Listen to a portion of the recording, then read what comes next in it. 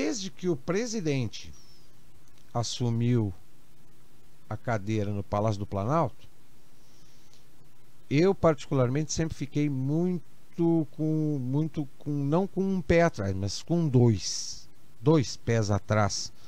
Primeiro, pelo jeitão tosco do presidente e principalmente pelas pessoas que estavam ao seu redor e, de uma forma ou de outra, influenciando a postura, os projetos e a maneira de levar o país e o governo adiante.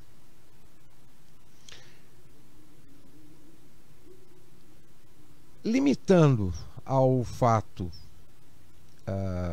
que gerou a principal notícia no dia de hoje, e assistindo o pronunciamento do presidente hoje à tarde, para mim, opinião particular minha, ele assinou o atestado de óbito do governo dele. Apesar de que, na minha concepção, esse governo nem nasceu, né? Nem nasceu. Ele tá lá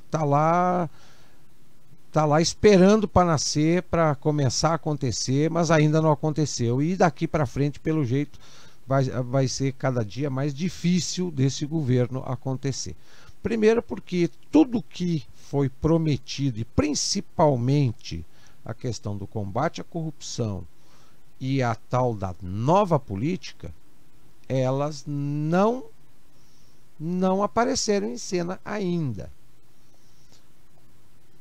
Eu achei extremamente deselegante, para não usar outro adjetivo, um presidente que foi eleito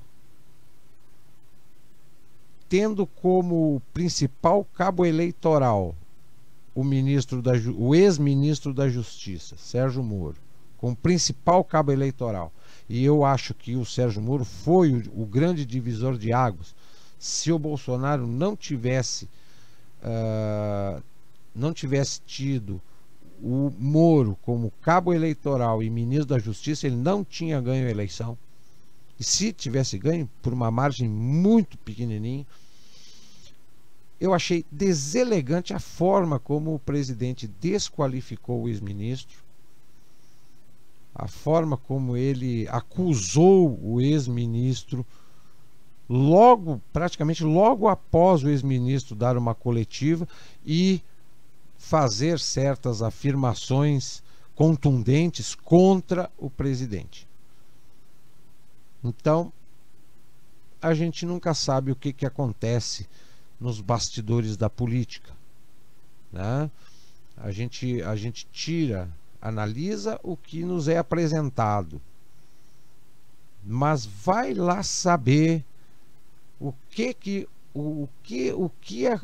ocorreu nos bastidores para que esse episódio fosse realmente promovido e acontecer da forma como aconteceu. Sobre o discurso do presidente, eu achei também um discurso extremamente sem nexo, vitimista, citando passagens, momentos que não acrescentavam em nada, não explicava nada e não justificava nada a respeito do acontecido, que era limitado à demissão do ministro da Justiça. Então, sem contar que o ministro da Justiça, além de outros ministros que já foram substituídos nesse primeiro ano, quase primeiro ano e meio de governo, o que mais mexeu com a sociedade, com a população, foi a saída do Moro. Por exemplo, mudar o ministro da Educação, mudar o ministro da Agricultura, mudar o ministro da Cidadania, né?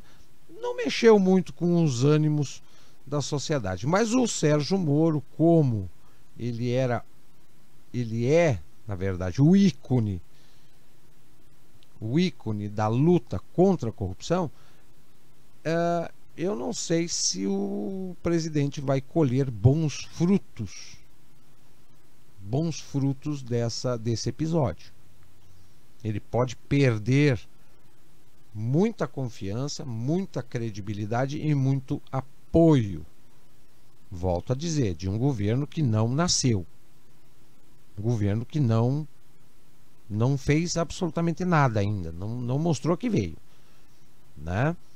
Não mostrou que veio.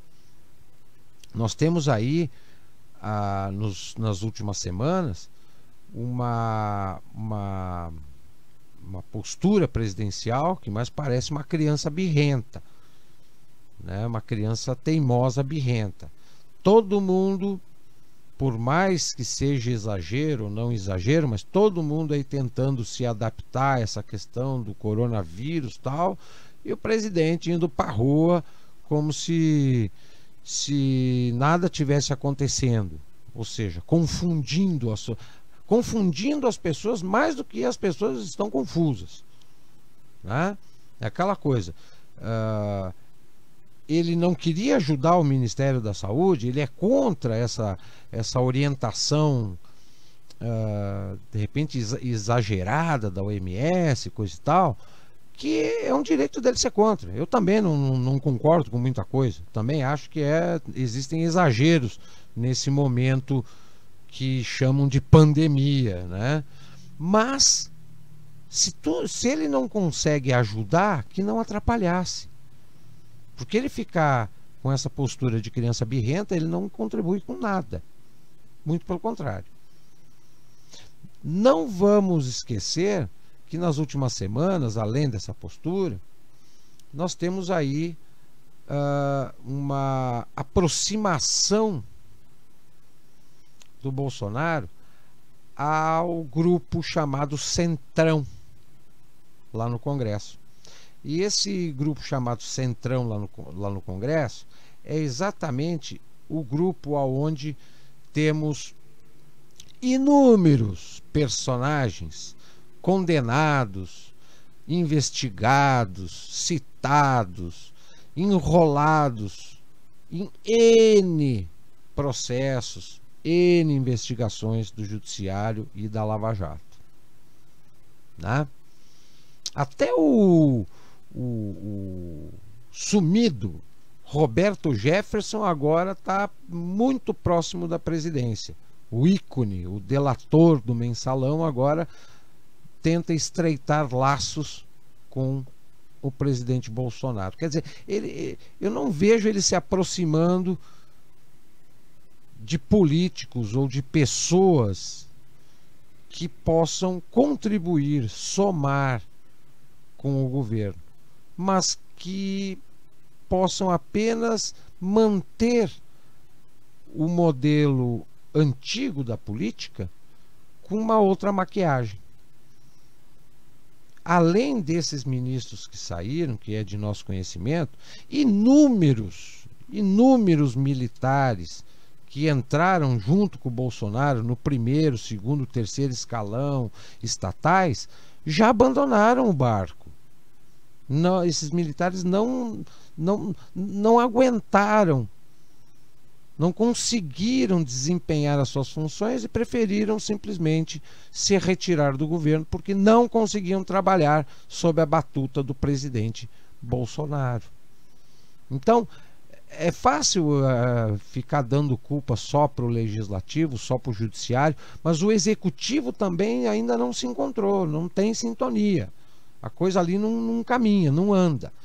E principalmente,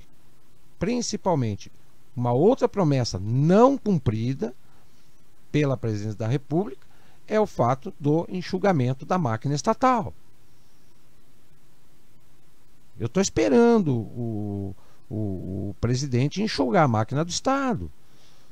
Ele mantém ainda inúmeros ministérios e secretarias inúteis. O Ministério da Damares, o Ministério da Educação, que seria um ministério chave junto com a saúde, Ele me coloca um alucinado indicado pelo Olavo de Carvalho para dirigir o Ministério da Educação. Nós temos aí uma rede de meios de comunicação estatal que não tem audiência nenhuma. Nenhuma. Isso ele poderia ter liquidado, enxugado do custo da máquina do Estado. Ele continua mantendo. Continua mantendo. E, por sinal, hoje à tarde ele falou que o ministro da Educação leva muito tiro todos os dias, que está fazendo um ótimo trabalho contra a doutrinação esquerdista no ensino nacional. Por favor, por favor. Nós temos NBR, TV Câmara, TV Justiça, TV Brasil, todos esses canais de comunicação bancados pelo governo, diariamente, em todos os horários, fazendo propaganda e divulgando agenda esquerdista, de política de esquerda. Quer dizer, tem muita coisa. A questão, analisar o fato pontual da saída do Sérgio Moro, que agora vai ser uma verdadeira troca de farpas entre o presidente e o ex-ministro, porque a PGR agora também já se meteu, vai investigar as afirmações do Moro, vai investigar o presidente. Quer dizer, agora vai se criar uma verdadeira novela mexicana. Mas a questão não é se o presidente é bom ou ruim apenas neste fato pontual. O presidente não mostrou a que veio ainda, com quase 1 ano e meio de mandato. Simples assim. Simples assim. E não consegue, além de não mostrar serviço, ele está perdido. Perdido. Literalmente perdido. Não sabe o que fazer, não sabe como agir. E infelizmente, muito mal cercado desde o princípio. E assim, 40 minutos de live tá de bom tamanho hoje. E assim eu vou ficando por aqui. Nesta sexta-feira eu retorno amanhã, 21 horas, com mais um Leitura de História na Quarentena. Uma boa noite a todos e até lá.